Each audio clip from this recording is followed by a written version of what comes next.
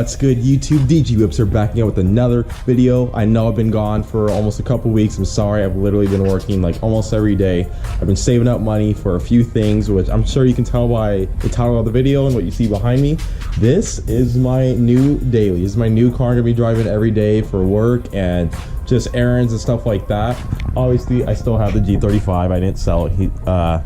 Chilling right there, just hanging out. I still have the Z as well. It's actually in pieces. You can see doesn't look so hot right now. The transmission is gone.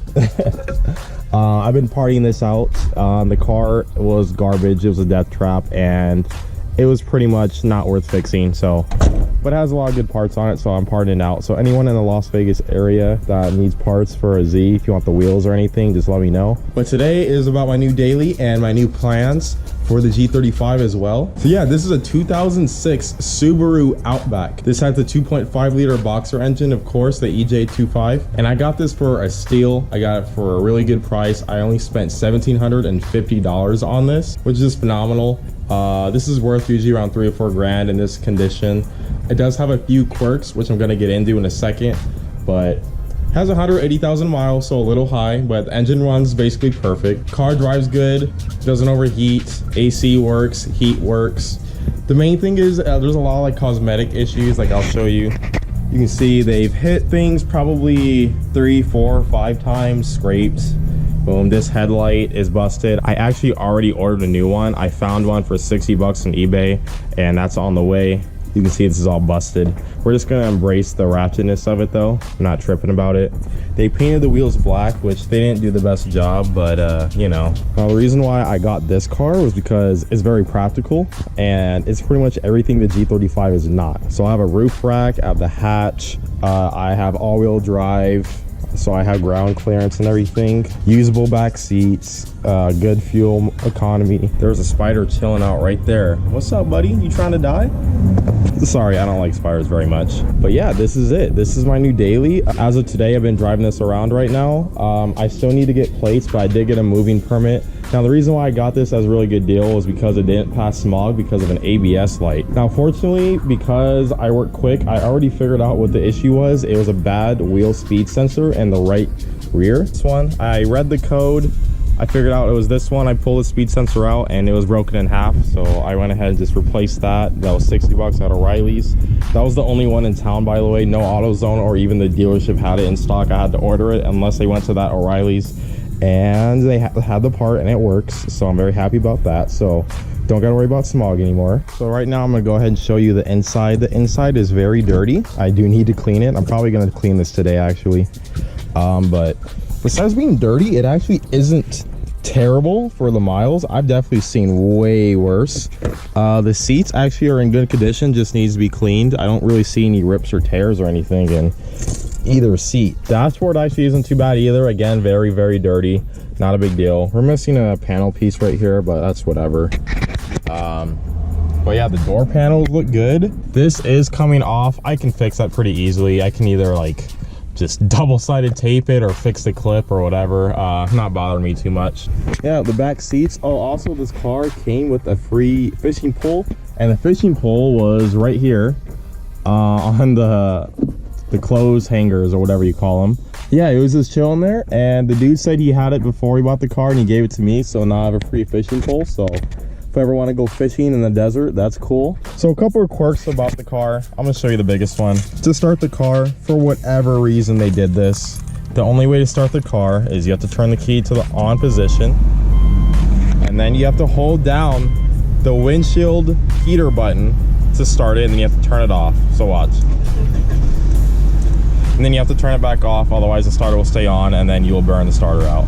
Now the AC does work, however the button itself does not stick on. So right now I just taped it so it would stay on, because if you push it and hold it, it'll stay on, but as soon as you let go of the button, it will actually turn back off.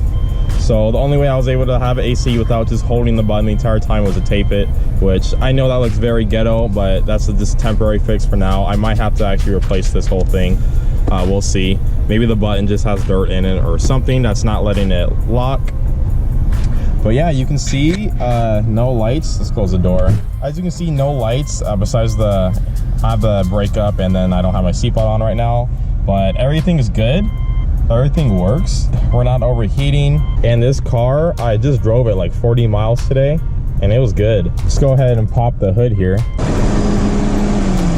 So under the hood, not too bad, not too bad. He actually just replaced this power steering pump. As you can see, it's brand new. I don't know what's going on with this. I'm gonna order intake tube. This is kind of ratchet. Not kind of ratchet, it is ratchet.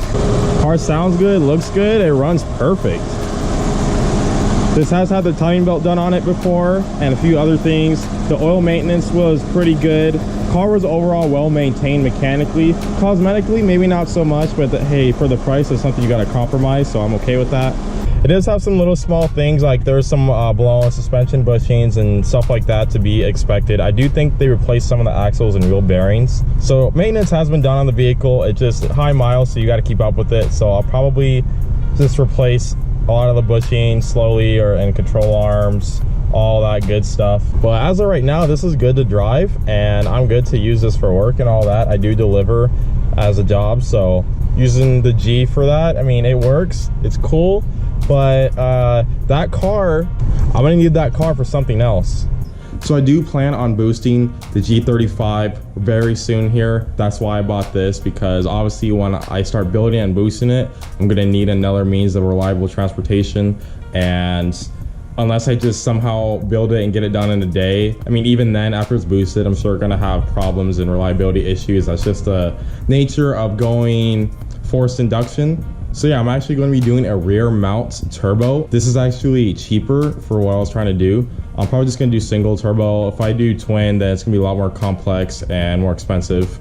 Will be more efficient, but I think single turbo is going to do. I'm not trying to push any real big power. I don't want it to blow up just yet. I want to enjoy the car for a little bit first before it blows up.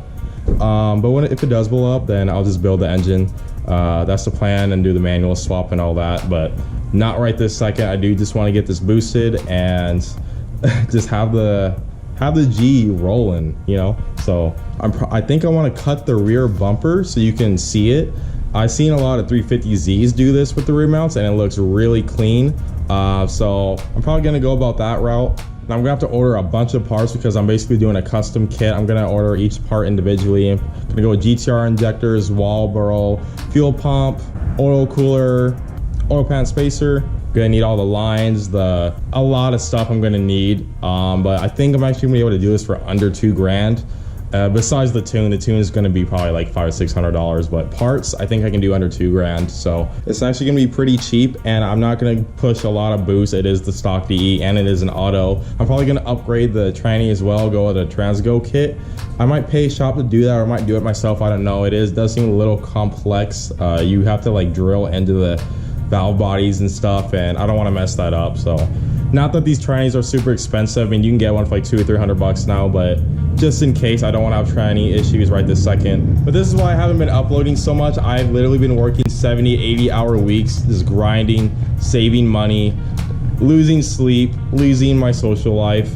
But honestly, I really wanted to bet on myself and I really wanted to get this going. So I got this car, I got the money saved up. We can pretty much get this going pretty soon here. So look forward to that. I also have some other mods I'm gonna install in the G35 as boost prep, which I have lying around.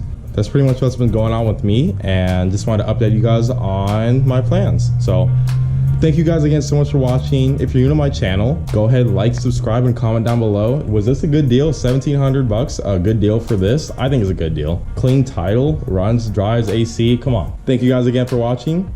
See you guys next time.